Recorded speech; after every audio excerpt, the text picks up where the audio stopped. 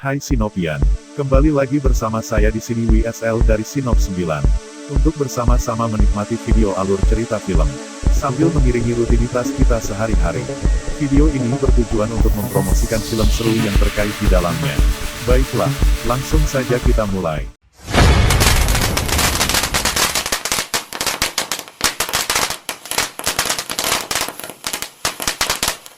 Alur cerita film Minority Report. Pada bulan April tahun 2054, Kepolisian Precrime Washington DC menghentikan beberapa pembunuh sebelum pembunuh tersebut bertindak. Mengurangi tingkat pembunuhan menjadi 0. Pembunuhan diramalkan menggunakan 3 manusia bermutasi, yang dikenal dengan Precog, yang berperan dalam melakukan previsualisasi kejahatan dengan menerima penglihatan masa depan.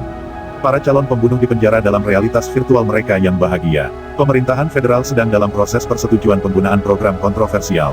Film diawali dengan adegan pembunuhan sepasang laki-laki dan perempuan, yang ternyata kejadian itu adalah ramalan dari Precog.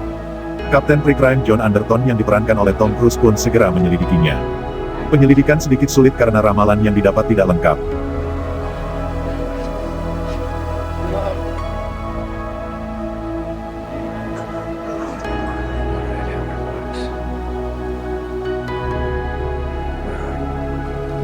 Sementara itu pada sebuah rumah keluarga Howard sedang melakukan rutinitas harian sarapan dan bersiap-siap untuk berangkat kerja.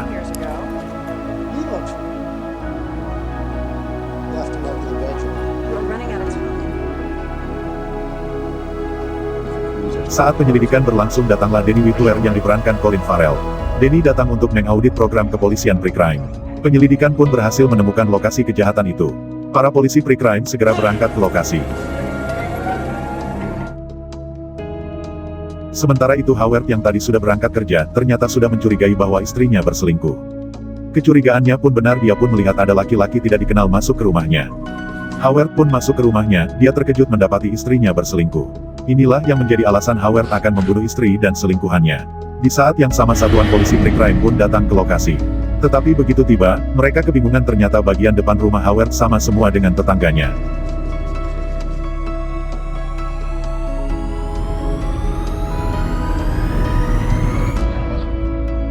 John pun konfirmasi ulang ke Jet.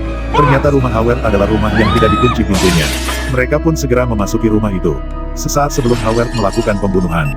Pembunuhan yang belum terjadi pun dapat dicegah.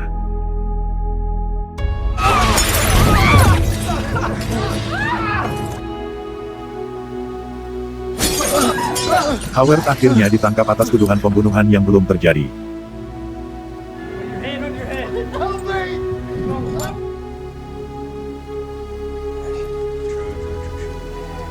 Pada adegan berikutnya, ternyata John adalah seorang yang kecanduan heroin, sebutan untuk narkotika di film ini.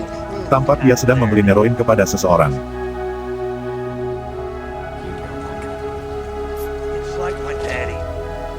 Kemudian dia pun pulang ke rumahnya, rumah yang hanya ada dirinya sendiri. Karena istrinya telah meninggalkan dirinya sejak anak laki-lakinya yang bernama Sean telah meninggal. Itulah yang menjadi sebab dia menjadi pecandu narkotika. Di rumahnya pun dia hanya bisa melihat video tentang keluarganya di masa lalu. Keesokannya John pergi ke kantornya. John bertemu dengan Lamar, direktur dari Precrime. Lamar memerintahkan John untuk mengawasi Danny, karena dia mulai mengganggu perusahaannya.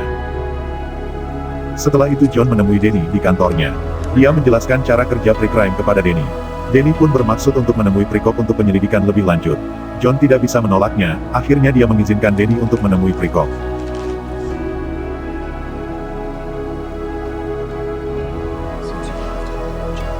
Di ruangan Precog, Danny dan tim John bertemu dengan Wally, seorang ilmuwan yang menjaga para Precog yang saat itu sedang tertidur. Danny pun bertanya kepada Wally cara kerja Precog. Pada adegan berikutnya, ternyata salah satu Precog terbangun. Precog itu adalah Agatha. Dia bangun dan mengeluarkan ramalan. Dalam ramalan itu ada gambaran tentang seorang wanita. Wally pun datang dan memeriksa Agatha, karena seharusnya semua Precog masih dalam keadaan tertidur. Pada adegan berikutnya, John pergi ke ruang tahanan Precrime dan bertemu dengan Gideon yang bertugas menjaga ruang tahanan.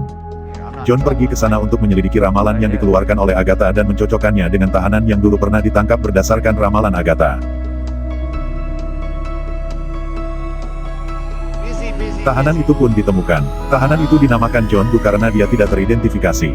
Dalam kasusnya, orang itu ternyata menenggelamkan seorang wanita bernama Anne Lively. Dia tidak teridentifikasi karena telah menukar matanya untuk mengelabui pemindai.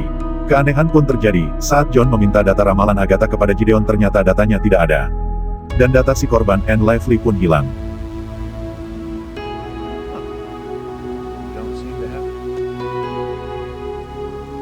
Semakin penasaran John datang menemui Lamar di rumahnya.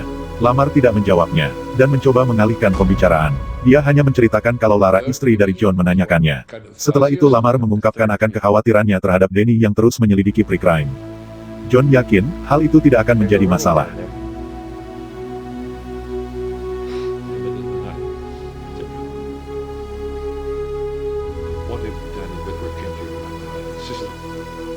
Sementara itu, Danny masuk ke dalam rumah John, dan mengetahui kalau John ternyata memakai heroin.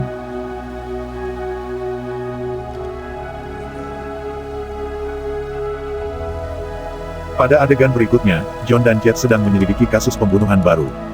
Precock mengeluarkan ramalannya. John mulai merangkai visual dari ramalan itu. Betapa kagetnya dia, ternyata pembunuh yang ada di ramalan itu adalah dirinya sendiri. Mencoba menyembunyikannya, dia pun menyuruh Jet keluar. Dan John terus memeriksa ramalan itu. Di dalam ramalan itu jelas digambarkan kalau John menembak orang yang bernama Leo Crow. Tapi di ruangan Precock ada Wally yang melihat itu semua. Karena John yang selalu baik pada Wally, dia memberikan kesempatan untuk John supaya kabur. John pun keluar dari ruangan. Secara tak terduga dia bertemu dengan Danny saat di elevator. Terjadi perkelahian antara kedua orang itu. Sebenarnya Danny ingin menangkap John karena heroin dan belum mengerti tentang kasus John yang akan membunuh Leo Crow dalam waktu 36 jam. Akhirnya John bisa kabur dari kantor pre-crime. Saat kabur John menelepon Lamar, dia menganggap bahwa Whitwer menjebaknya.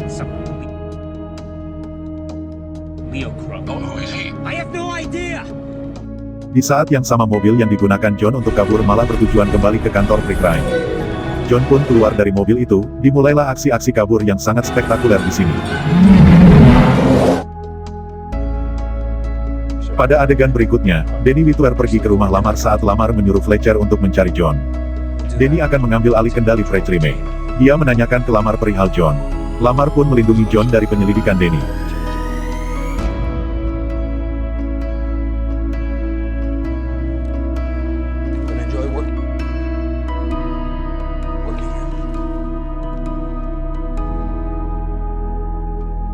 John sampai di stasiun kereta, tapi di sana matanya terpindai. Sehingga Danny mengetahui lokasinya, dan segera menuju ke lokasi di mana John berada. Saat John keluar dari kereta, polisi menghadang jalannya. John lari ke sebuah lorong, tapi di sana dia dikepung oleh Fletcher dan anak buahnya. Fletcher memintanya untuk tidak lari, tapi John menolaknya. Dia lari dengan memanjat tangga darurat. Terjadi perkelahian antara kapten dan bekas anak buahnya.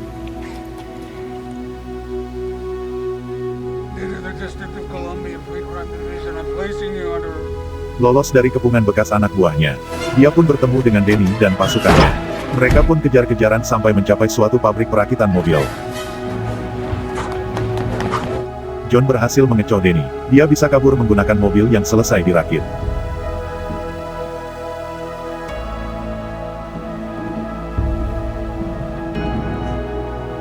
Pada adegan berikutnya, John sampai di rumah Dr. Iris Hineman, orang yang menciptakan teknologi pre-crime.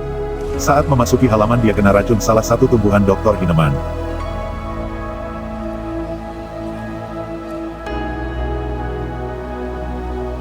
Tapi untungnya dia diberi penawar racun oleh sang dokter.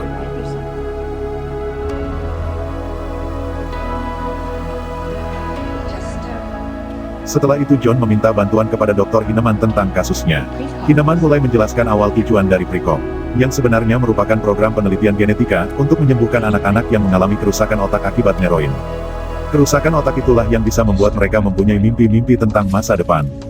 Itulah yang menjadi dasar dari Precock. Hineman menjelaskan kalau dari ketiga Precock ada yang kadang-kadang melihat masa depan yang berbeda. Tapi laporan minoritas ini tidak pernah diungkapkan untuk menjaga nama pre-crime agar tampak tidak pernah gagal.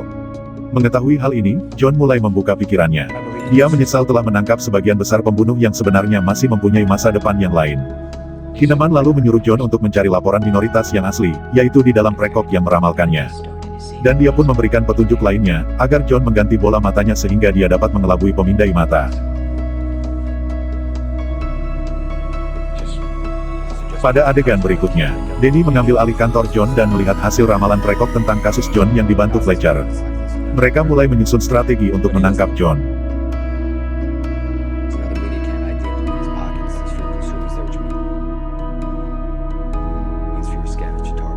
Sementara itu John menemui dokter bedah ilegal untuk menukar bola matanya. That's comforting. But you do understand. Secondary market anyway. Whatever you say, Joe. Saat dalam masa penyembuhan, If you take him off. Before then, you're compliant. polisi mulai mencari di daerah dia melakukan pembedahan. Situasi yang menegangkan terjadi. That's why you asked to partner with me on this little Polisi mencari dengan alat canggih pendeteksi panas tubuh, sehingga John harus bersembunyi di dalam bak penuh es.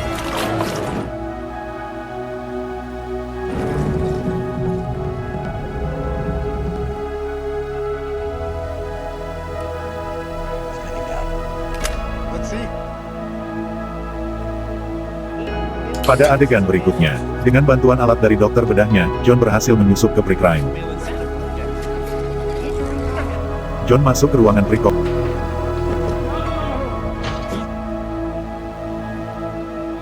dan bertemu dengan Wally. Sementara itu, Danny menyelidiki lagi gambaran ramalan, dan menyadari bahwa John ingin bertemu dengan Agatha di kantor pre-crime.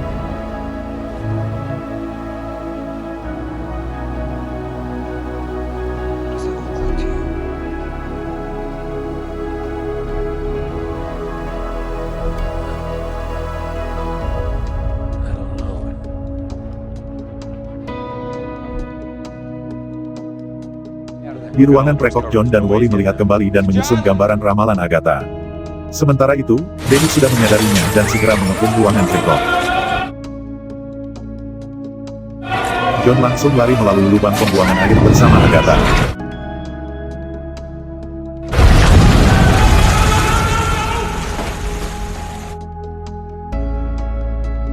Di kantor John, Danny menyelidiki lebih detail hingga akhirnya dia mendapat nama Rufus T. Riley. Sementara itu, John sudah menemui Rufus untuk meminta bantuan. Hello there. I'm impressed, Entertainment. Rufus mempunyai alat untuk melihat pikiran Agatha. Tapi apa yang dicari John tidak ditemukannya. Gambaran yang muncul malah kejadian pembunuhan Anne Lively.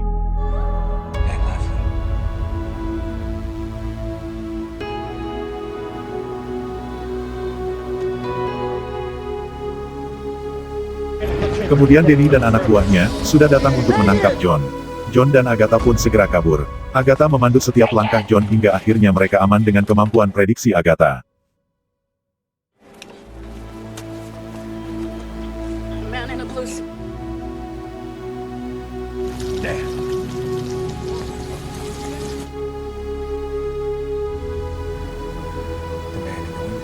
Waktu yang tersisa menuju kejadian pembunuhan pun semakin sedikit. John masuk ke dalam hotel di mana Leo Crow menginap. John masuk ke kamar Crow, terjadi peristiwa yang mengejutkan.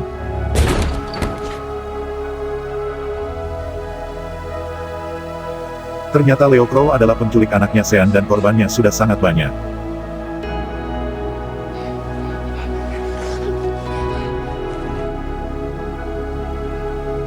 Terjebak amarah dan dendam, John hampir membunuh Crow.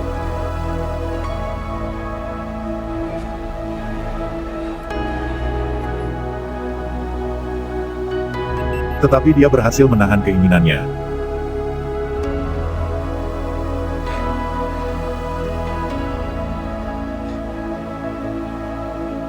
Dan kebenaran pun mulai terkuak. Karena John tidak jadi membunuh Crow.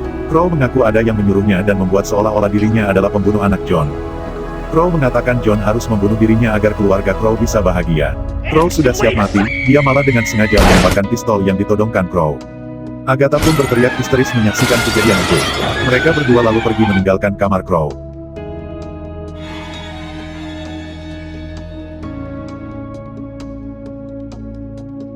Para penghuni hotel yang lain segera lapor ke polisi. Kali ini polisi datang setelah pembunuhan terjadi. Danny dan Fletcher memeriksa lokasi. Mereka menemukan foto-foto Crow, yang membuat Danny mengambil kesimpulan bahwa semuanya sudah direncanakan. Kemudian Danny menelpon Lamar dan memintanya untuk bertemu di rumah Anderton. Lalu pertemuan yang dijanjikan terlaksana. Danny membahas rekaman ramalan yang diambil dari Agatha. Ternyata ada bagian yang sengaja dihapus. Dan ada seseorang yang sudah merencanakan rentetan pembunuhan itu. Danny sudah tahu siapa pelakunya. Tapi sebelum dia mengungkap kasus ini, Danny ditembak oleh Lamar menggunakan pistol milik John. Pada adegan berikutnya terlihat John dan Agatha menuju tempat yang aman. Tempat itu adalah rumah Lara. Melihat ini, Lara segera menelpon Lamar. Mendengar hal ini, Lamar menyuruh Lara menjaga mereka agar John dan Agatha tidak pergi di rumahnya sampai Lamar datang.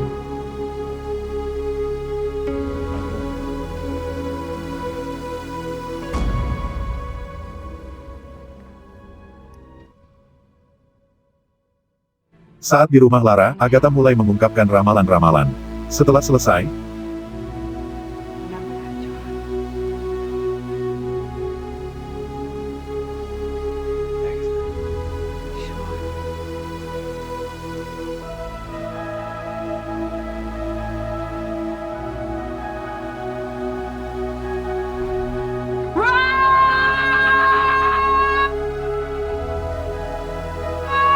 anak buah Lamar sudah datang. John sudah terkepung dan tidak bisa lari lagi, dia pun ditangkap.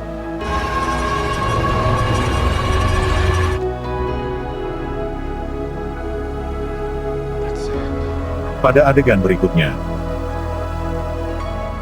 Agatha kembali ke ruang Prekop. Dan John berada di ruang tahanan virtual.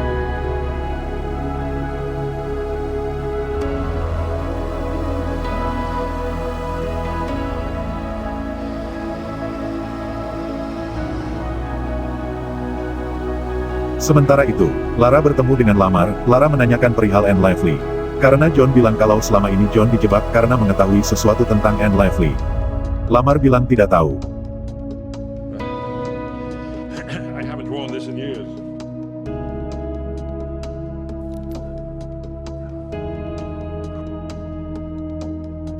You could just stop that kind of thing.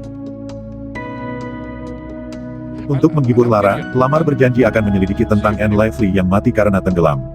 Mendengar hal itu, Lara semakin curiga kepada Lamar.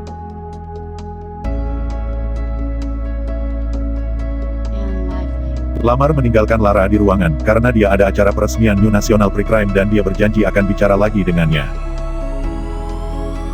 Setelah Lamar pergi, Lara mengambil pistol dan bola mata John. Dia masuk ke ruang tahanan untuk membebaskan John.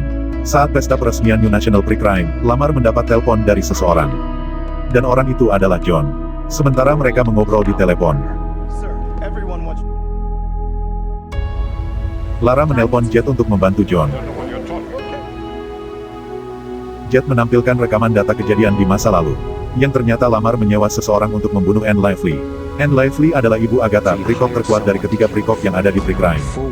Dan Precrime tidak akan pernah ada kalau Anne Lively tidak menjual Agatha ke Precrime. Karena Anne Lively menginginkan Agatha kembali, Lamar pun menenggelamkannya.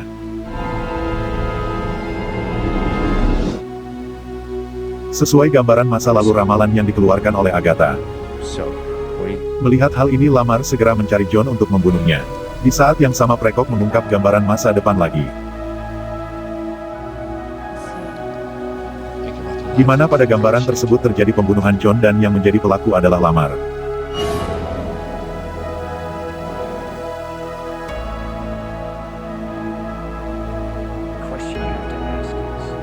Tetapi Lamar tidak melakukannya. Dia mengambil keputusan untuk menembak dirinya sendiri.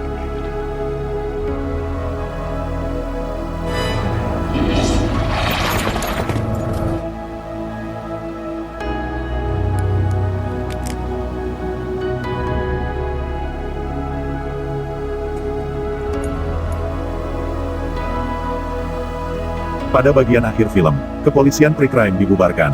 Para tahanan dibebaskan semua tetapi dengan pengawasan yang ketat.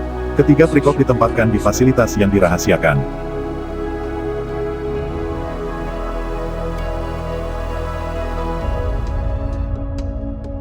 John dan Lara memulai kembali kehidupan mereka dengan kondisi Lara yang sedang hamil.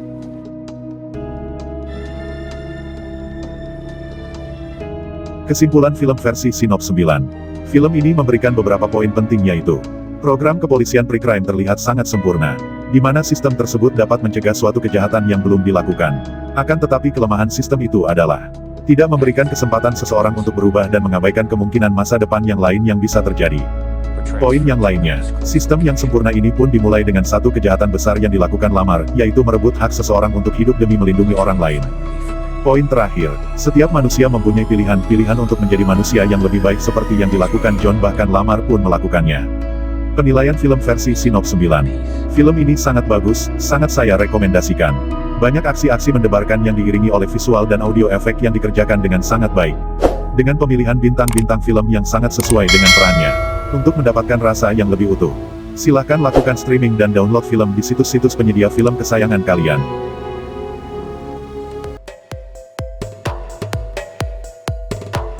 Nah, itulah deretan film yang saya rekomendasikan kali ini. Nantikan video-video menarik berikutnya. Terima kasih atas subscribe, like, dan share-nya ya.